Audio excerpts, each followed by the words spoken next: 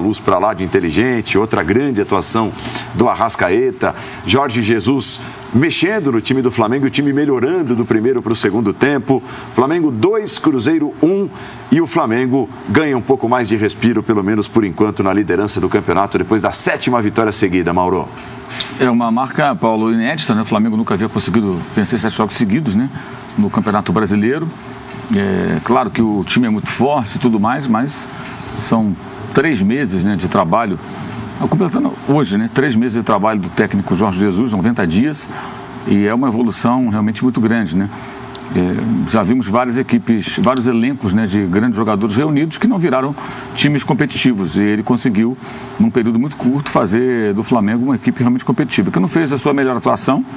O início foi avassalador, de fato, o Cruzeiro ficou asfixiado ali na sua defesa, uma zaga muito nova, e acabou isso custando caro ao Cruzeiro, né? Uma única boa participação do Vitinho do jogo, que ele pressiona na roubada de bola e depois ele participa da tabela com o Gerson para cruzar na cabeça do Gabriel no gol com 6 minutos.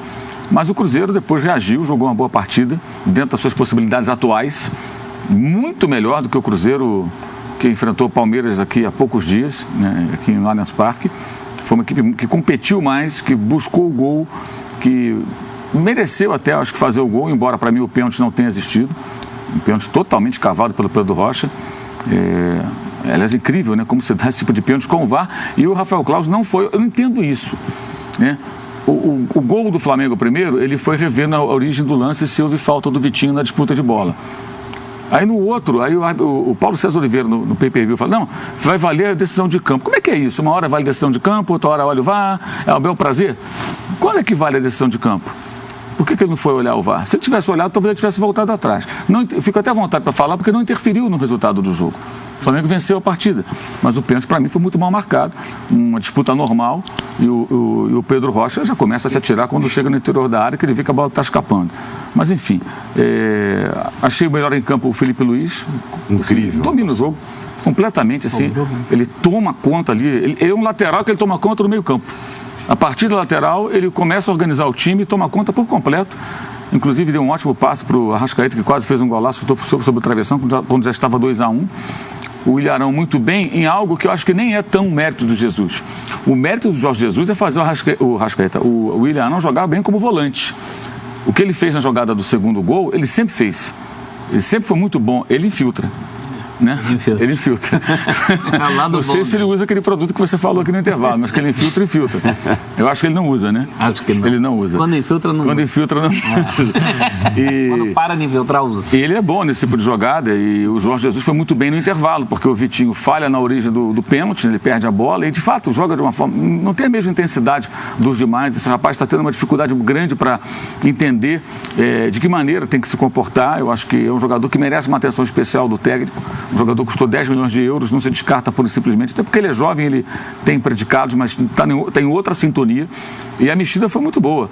Não pela entrada do Pires, que eu acho um jogador muito limitado, mas pelo fato de, com o Pires em campo, o Arão poder jogar mais à frente, o Gerson fazer o lado direito e preencher um setor do campo onde o Everton Ribeiro costuma atuar, né, prioritariamente. O Everton não jogou. E no primeiro tempo o Flamengo sentiu muita falta do Everton. Aí, com essa mexida do técnico português, o Flamengo conseguiu ali organizar e cresceu no segundo tempo. O Cruzeiro teve chance, mandou uma bola na trave com uma dose de sorte, mas criou algumas oportunidades. Mas o Flamengo foi melhor. O Cruzeiro é um time que hoje demonstrou até um poder de reação, mobilizou a torcida, botou ingresso barato, os torcedores compareceram, mas é um elenco, um time muito fragilizado, né? Assim, o Cruzeiro, esse roteiro é um perigo, né? É o roteiro do Internacional de 2017, né? 16, aliás. Caiu em 17, aí jogou a primeira divisão em 18 novamente. É o grande que cai naquela areia movediça da zona de rebaixamento e não sabe o que fazer, ninguém joga uma corda para sair, quando joga a corda começa a sair, parece que o cara larga a corda, fica aí. E aí volta para a areia movediça e está assim já há um tempo. Lembrando, o Cruzeiro passou toda a Copa América na zona de rebaixamento. Ah, mas eram só 9 rodadas. Agora são 20 rodadas. 20 jogos. Eram 9, são 20. Continua a zona de rebaixamento. Saiu, voltou para a areia movediça. E vai continuar, porque mesmo que o Fluminense perca o seu jogo, permanecerá à frente porque tem uma vitória a mais, então nem depende de saldo de gols. bem complicada a situação. Eu achei que o Rogério conseguiu melhorar o time hoje. O time foi mais competitivo, foi melhor do que no jogo contra o Palmeiras, que foi mais recente. O adversário não mas deu azar porque pegou um time muito forte. Fosse o Cruzeiro, mas contra uma outra equipe, talvez o Cruzeiro não conseguisse esse desempenho. Porque o adversário, ao mesmo tempo que ele é difícil, ele motiva. Então é o líder e tal. E os dois times que têm se enfrentado muito, e o Cruzeiro levou a melhor. É até curioso esse enfrentamento, porque o Cruzeiro eliminou o Flamengo de uma Libertadores e venceu uma final de Copa do Brasil, nos pênaltis, né? E na Libertadores venceu um jogo e perdeu o outro, mas fez 2 gols no Rio e se classificou. O que é curioso aí? Em 2015, o Cruzeiro venceu um jogo por 1-0, o gol do Manuel, era o Luxemburgo, o técnico, tinha acabado de chegar. De lá para cá foram 13 jogos, o Cruzeiro só venceu o Flamengo uma vez, perdeu 13, perdeu 9. De 13, perdeu 9, venceu 1 e empatou 2. Empatou 2 que foram jogos da Copa do Brasil, né? Empatou 3, na verdade, aqueles 2 e mais 1 em Belo Horizonte. Então, é um período em que o Cruzeiro levou a melhor sobre o Flamengo em jogos eliminatórios, um deles de decisão, um jogo decisivo, nos pênaltis, mas levou, mas tem perdido direto para o Flamengo. Tem vencido todos os compromissos, em Belo Horizonte, no Rio, em Cariacica, vence tudo quanto é lugar. E hoje venceu de novo, mas foi o ciclo normal desse confronto. E depois do jogo, o Jorge Jesus deu uma entrevista muito boa, criticando muito ali a CBF, a convocação. Eu acho que ele tem todo o direito, até porque ele é um personagem novo aqui, então ele está se deparando com uma realidade com a qual ele não está acostumado a conviver. Eu acho que ele poderia se omitir, fazer uma média, mas resolveu tacar o dedo na ferida, questionou clubes, inclusive, né, por não se posicionarem. Isso eu concordo com ele. Eu acho que os clubes não se posicionam por medo de retaliação, por medo de ficarem enfraquecidos junto à CBF, bastidores, sei lá, subserviência, tudo isso talvez no grande caldeirão, embora eles não possam fazer muita coisa, né? Na verdade, eles não podem fazer rigorosamente nada. E acho que esse é um grande equívoco que a gente está cometendo. Eu falo em imprensa geral, quando a gente não atribui ao grande vilão desse calendário, que é a Confederação Brasileira de Futebol. Sem dúvida. Porque os clubes não podem fazer nada. Eu pergunto a qualquer um, o que você faria se fosse presidente de um clube para mudar o calendário? Pode fazer uma passeata, um abaixo-assinado, um movimento na internet, fazer uma greve de fome. O que quiser fazer. Não adianta nada, meus amigos, porque a CBF é quem faz o calendário. Não há aprovação por parte... Olha, clubes, vamos aprovar aqui o calendário. Não, ela vai. Anunciado aqui. Os clubes falam, tudo bem. Por quê? Porque são subservientes. Aí tem um erro. Porque aceitam convites para serem chefes de delegação.